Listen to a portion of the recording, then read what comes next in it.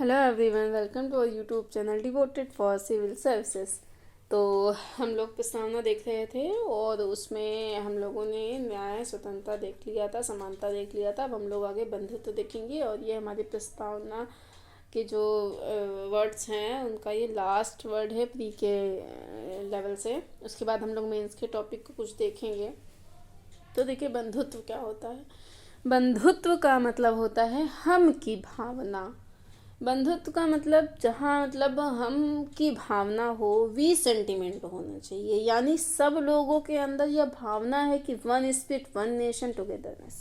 Okay, यानी हम लोग साथ साथ भारतीय संविधान की प्रस्तावना ये हम लोगों से कहती है कि हम लोगों के अंदर, सभी नागरिकों के अंदर यह भाव हो कि हम लोग एक हैं। यहाँ पे ट्रिनिटी का सेंस होना चाहिए, ठीक है, यानी एक साथ होने की भावना। डॉक्टर अंबेडकर का कहना था कि बंधुत्व एक ऐसा मूल्य है कि अगर ये देश में नहीं रहेगा तो स्वतंत्रता का कोई अर्थ ही नहीं रहेगा, समानता का कोई अर्थ ही नहीं रहेगा, न्याय और अधिकार का कोई अर्थ ही नहीं रहेगा। तो सबसे ज़्यादा उन्होंने बंधुत्व पर बल दिया, यानी इसको बोला गया।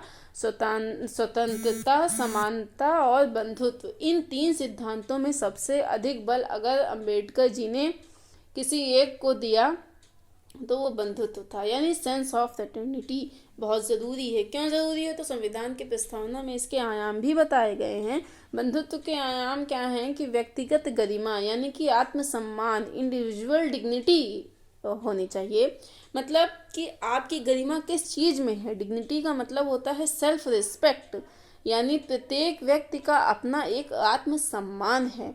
आप सोचिए, कोई पर्सन रास्ते पर चल रहा है, पुलिस वाला आए, बिना किसी कारण के उसको पीटना शुरू कर दे। अगर ये कोई भी किसी के साथ भी हो रहा है, चाहे वह एक मजदूर हो या रिक्शे वाला हो, या किसी के भी सम्मान पर ठेस पहुंचाने वाला कदम होगा, ठीक है ना। तो यहाँ पर हमारे यहाँ क्या होना चाहिए कि कोई भी रास्ते में मिल जाता है, तो चाहे वो रिक्शे वाला हो, सब्जी वाला हो, कोई भी जिसको ये लगता है कि सोसाइटी में उसका एक स्टेटस है, ये एक फ्यूडल मेंटालिटी है, ये सामंती सोच जो आप लोगों में भी छुपा हुआ है, सब लोगों में छुपा हुआ होता है। और इसकी वजह से कई बार हम लोग ये समझ ही नहीं पाते हैं कि रेप जैसी घटनाएं समाज में, ये घटनाओं का जो वैचारिक नैतिक आधार है निचले स्तर पर, वो हम लोगों की सोच में छिपा रहता है। कई बार अनेक मतलब आपने देखा होगा कि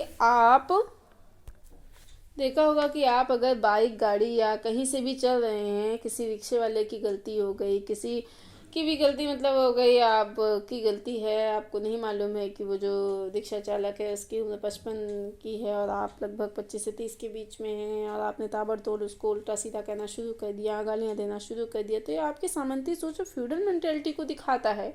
कई बार हम देखते हैं कि हम सब्जी वाले से बात करते हैं और सब्जी वाले ने केवल इतना कह दिया कि 2 मिनट रुकिएगा, तो बस उसको चिल्लाना कई लोग शुरू कर देते हैं कि आपकी हिम्मत कैसे हुई मुझे 2 मिनट रुकने की बोलने के लिए, सवाल क्या है, उसने सही किया या गलत किया। लेकिन हमारा जो तर्क बनता है हमारे मस्तिष्क में, कि मतलब क्या तर्क बनता है कि आखिरकार इसकी औकात ही क्या है कि मुझे इस तरीके से इसने बोल दिया या इस तरीके से बोल सकते। तो ये सेंस ऑफ सुपेरिटी है, ठीक है ना, क्योंकि आपके अंदर जो है कहीं ना कहीं ये भाव है, चाहे आप जातिगत, आर्थिक, पुरुष के रूप में आपका जो स्थान है समाज में वह ज़्यादा है, और ऐसे में आप उनके साथ गलत व्यवहार करते हैं जिन्हें आप इन्फीरियर मानते हैं। आपको किसने ये दिया कि उसके साथ गलत तरीके से व्यवहार किया जाए?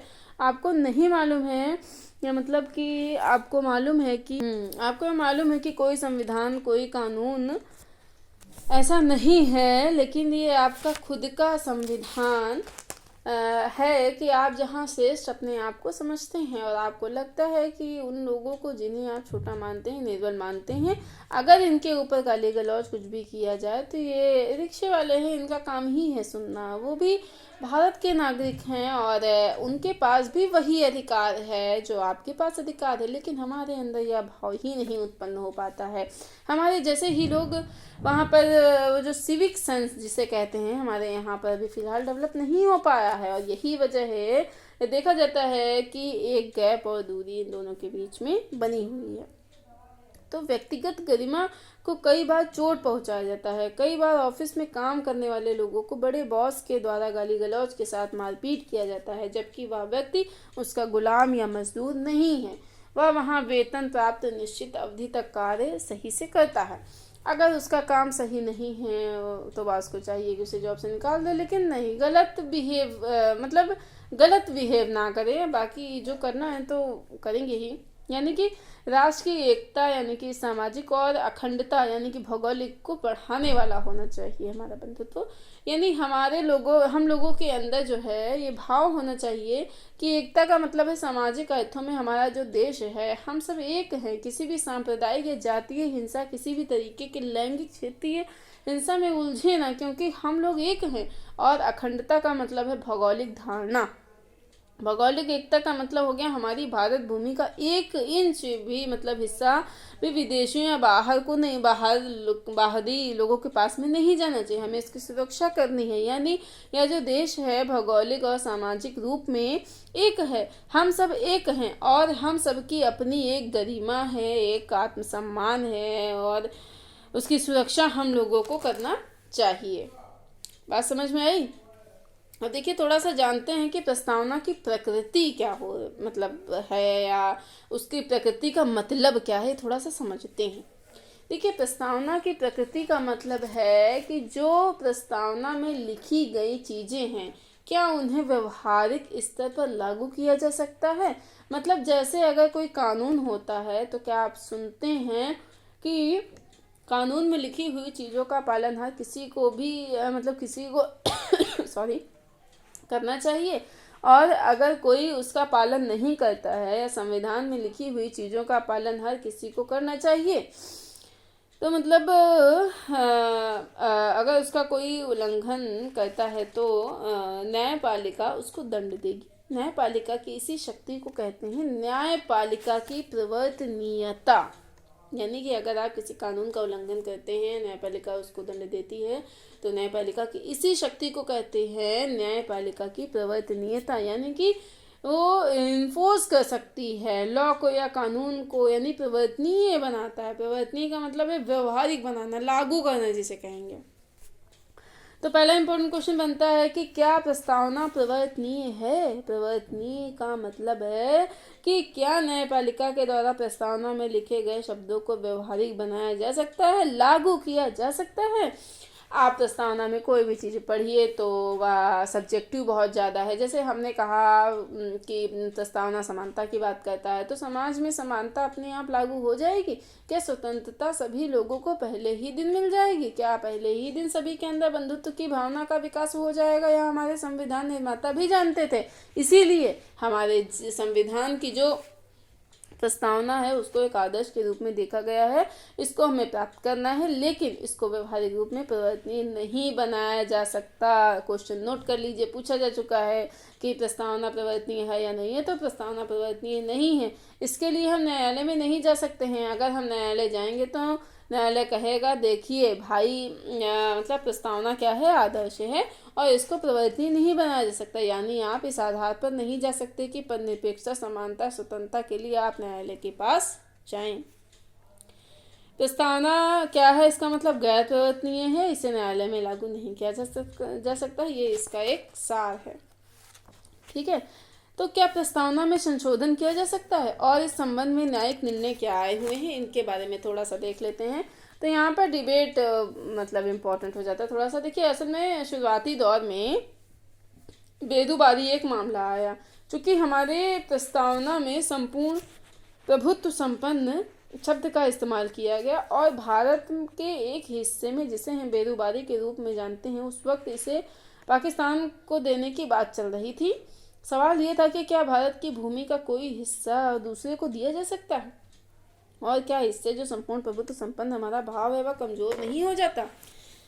इन सभी चीज़ों को लेकर न्यायालय में एक मुद्दा आया और कहा गया कि ये जो जमीन का हिस्सा, भूमि का हिस्सा है भारत का, भारत का दिया जा रहा है, भारत की संप्रभुता के खिलाफ है। और प्रस्तावना कहती है कि भारत सरकार ऐसा नहीं कर सकती है।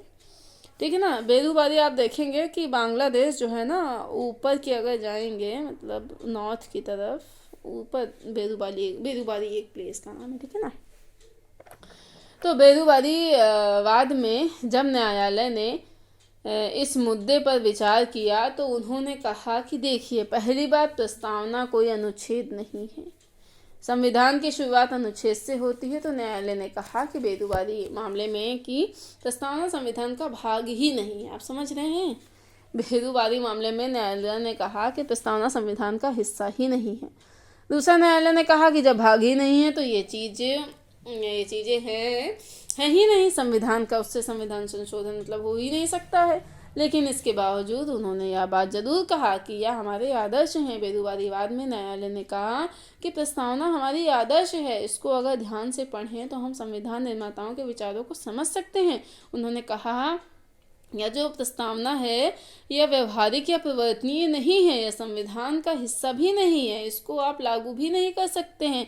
लेकिन इसके जरिए हम संविधान निर्माताओं के मस्तिष्क को जान सकते हैं कि आखिर वो भारत के बारे में क्या कल्पना करते थे। बेरूबारी मामले में 1960 में न्यायालय ने प्रस्तावना को संविधान का भाग नहीं माना और इसलिए इसका संशोधन नहीं हो सकता, ऐसा कहा गया। ठीक है।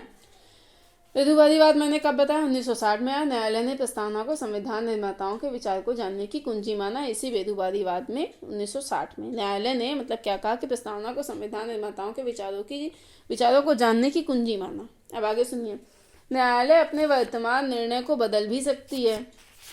ठीक है ना। ये हमारे यहाँ न्यायपालिका में होता है कि जब हमने कोई निर्णय दिया उस वक्त की परिस्थितियाँ क्या थी और न्यायपालिका न्यायाधीश ने किन किन मुद्दों को आधार पर निर्णय दिया। कई बार समाज जब बदल रहा होता है तो हमारे निर्णय बदल जाते हैं। संविधान की व्याख्या करने का अधिकार चूंकि सर्वोच्च न्यायालय के पास है तो कई बार इसकी व्याख्याएं बदलती रहती हैं। इसी क्रम में यह जो प्रस्तावना की बहस थी यह फिर से सर्वोच्च न्यायालय के पास 1973 में पहुंची, केशवानंद भारतीवाद के नाम से। 1973 में किसमें पहुंची, केशवानंद भारतीवाद नाम के बाद से। इस बार न्यायालय ने बड़ा स्पष्ट निर्णय दिया कि न्यायालय ने कहा कि प्रस्तावना संविधान का अभिन्न हिस्सा है। ये बहुत महत्वपूर्ण चीज़ है। भले ही इसमें कोई कानूनी प्रभाव नहीं है, भले ही यह परिवर्तनीय नहीं है या कोई अनुच्छेद से शुरू नहीं होता है, बट ये सबसे ज़्यादा ज़रूरी है। मतलब ये क्यों ज़रूरी है, तो न्यायालय ने कहा कि संविधान के किसी भी अनुच्छेद की भाषा में अगर कोई अस्पष्टता होती है, नहीं समझ में आ रहा है कि वह अनुच्छेद क्या कहना चाहता है, तो प्रस्तावना व मार्गदर्शक सिद्धांत है जिसके जरिए हम उस अनुच्छेद की व्याख्या कर सकते हैं। यानी संविधान की व्याख्या करने के लिए प्रस्तावना जरूरी है और संविधान प्रस्तावना और क्या बोलते हैं, इसलिए ये प्रस्तावना जो है संविधान का अभिन्न हिस्सा है। साथ ही साथ इन्होंने यह भी स्पष्ट कर दिया कि जो संविधान का अभिन्न हिस्सा है उसमें संशोधन किया जा सकता है और यह ध्यान रखते हुए कहा कि प्रस्तावना परिवर्तनीय नहीं है, बट अब की स्थिति यह है कि यह संविधान का हिस्सा है और इसमें संशोधन हो सकता है।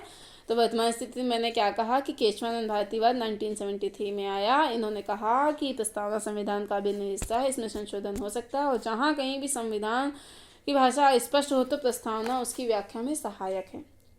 तो मैंने क्या बताया कि प्रस्तावना में संशोधन की बात आती है। 42वें संविधान कब हुआ था ये देखना है, मैं थोड़ा सा देख लेते हैं। हेडिंग डाल दीजिए प्रस्तावना में संशोधन।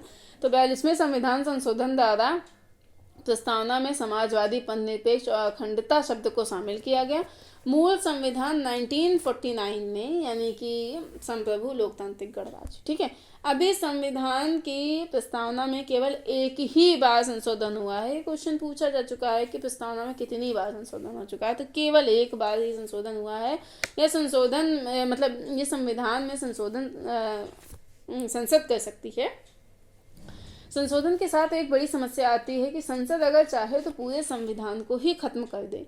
संविधान में संशोधन करके एक अनुच्छेद को खत्म कर दे, एक नया अनुच्छेद ला दे, तो इससे एक बड़ा थोड़ा डर सा बना रहता है। कभी ऐसी कोई सरकार ना आ जाए कि जिससे लोकसभा राज्यसभा में भारी बहुमत हो और इसका फायदा उठाकर पूरे संविधान को ही खत्म करके अपना एक नया संविधान ही वहाँ पे बना दे। हमारे संविधान का संरक्षण न्यायपालिका के द्वारा किया जाता है। केशवानंद भारतीवाद में न्यायपालिका ने इस जड़ को खत्म करते हुए कहा कि संसद के द्वारा संविधान के किसी भी हिस्से में संशोधन किया जा सकता है, संविधान के किसी भी अनुच्छेद में संशोधन किया जा सकता है या खत्म भी या जोड़ा भी जा सकता है, लेकिन संविधान के कुछ ऐसे हिस्से हैं जिन्हें आधारभूत ढांचा संविधान का कहा जाता है, या जो आधारभूत ढांचा है संविधान का, इसमें संसद किसी भी प्रकार का कोई संशोधन नहीं कर सकती है। अब सवाल ये है आया कि आधारभूत ढांचा क्या होता है। तो न्यायपालिका ने कहा आप मतलब इसे अलग अलग मामलों में मैं खुद बताऊंगा कि आधारभूत ढांचा क्या होता है जिसमें संसद संशोधन कर सकती है। तो न्यायपालिका ने किसी एक निश्चित समय पर यह नहीं बताया, लेकिन अलग अलग समय पर यह बताया कि आधारभूत ढांचा क्या है। तो केशवानंद भारतीवाद में संसद संविधान के आधारभूत ढांचे में संशोधन नहीं कर सकती है, और सार्वभौमवाद में प्रस्तावना को संविधान का आधारभूत ढांचा घोषित किया गया था, मैंने आपको बताया। यानी अब प्रस्तावना को किसी भी प्रकार से नष्ट नहीं किया जा सकता है, मतलब प्रस्तावना में अब किसी भी प्रकार का संशोधन नहीं किया जा सकता है। जो शब्द दिए गए हैं समाजवादी, धर्मनिरपेक्ष, लोकतांत्रिक गणराज्य, इन शब्दों को संसद संविधान के द्वारा समाप्त नहीं कर सकती है, लेकिन आधारभूत ढांचे का मतलब है जिसे नष्ट नहीं किया जा सकता है। हाँ, ये अलग बात है, संसद संविधान में संशोधन करके प्रस्तावना में नए शब्दों को शामिल कर सकती है, लेकिन पुराने या विद्यमान शब्दों को समाप्त नहीं कर सकती। इसलिए ठीक है ना, अब संसद प्रस्तावना के विद्यमान ढांचे को नष्ट नहीं कर सकती, हालांकि इसमें नए तत्वों को शामिल कर सकती है। ठीक है ना। एक PIL डाली गई कि थोड़ा सा है बता देती हूँ आप लोग को, एक PIL डाली गई कि जो है क्या संविधान के प्रस्तावना में उपयुक्त समाजवादी धर्मनिरपेक्ष शब्द को समाप्त कर देना चाहिए, ये डाली गई। इसमें सबसे बड़ा नजीर तो सार्वभौमवाद खुद ही है, इसमें ये शब्द नहीं हटाए जा सकते हैं। संसद संविधान में संशोधन करके या नहीं हटा सकती है, ठीक है ना, संशोधन करके जो है ये नहीं हटा सकती है। कौन हटा सकता है? न्यायपालिका अपने निर्णयों को बदल सकती है। तो बेदूबाड़ी मामले में जो निर्णय आए थे उसको केशवानंद भारतीवाद में बदला गया। केशवानंद भारतीवाद में जो निर्णय दिए गए हैं अगर न्यायपालिका चाहे तो उसे बदल सकती है, लेकिन इसकी प्रक्रिया थोड़ी जटिल है। असल में जब भी कोई मामला न्यायपालिका के सामने आता है, पहले छोटी बेंच होती है, जैसे 3 सदस्यों का मतलब हो गया, जजों का हो गया, एक बेंच बनाया जाता है, इनके द्वारा निर्णय दिया जाता है। कुछ साल बाद माना गया कि निर्णय सही नहीं है, तो अब कहा जा सकता है कि पुनर्विचार मतलब किया जाए उस पर। तो अब 3 जो सदस्यीय पीठ होगी उससे नहीं काम चलेगा, उससे बड़ी पीठ होनी चाहिए, सर्वोच्च न्यायालय की बनेगी, मतलब 5 सदस्यीय पीठ होनी चाहिए।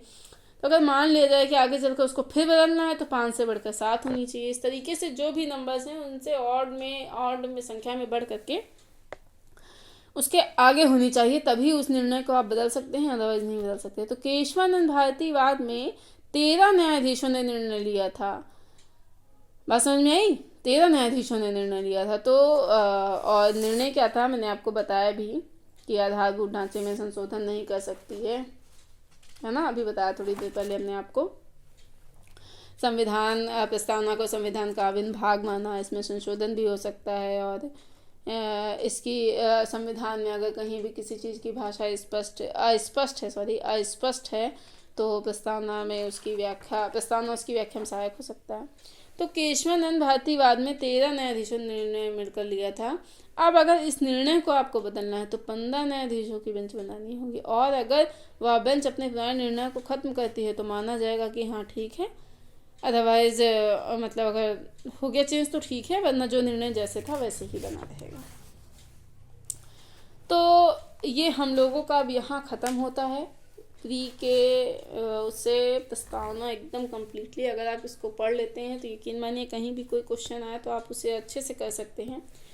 लेकिन अब जो मेन से रिलेटेड कुछ मुद्दे हैं, कुछ टॉपिक्स हैं यही टॉपिक, जैसे कि मतलब प्रासंगिकता से जुड़े हुए कुछ प्रश्न होते हैं, लेकिन ये मेंस के पर्पस से हैं, प्री के पर्पस से नहीं है। तो जो लोग मेन मतलब तैयारी करते हैं खासतौर पर UPSC की या UPPSC की, तो उनके लिए रामबाण साबित हो सकता है, ठीक है। और जो लोग नॉलेज के पर्पस से सुनते हैं तो उनका तो विकास तो होगा ही, नो डाउट।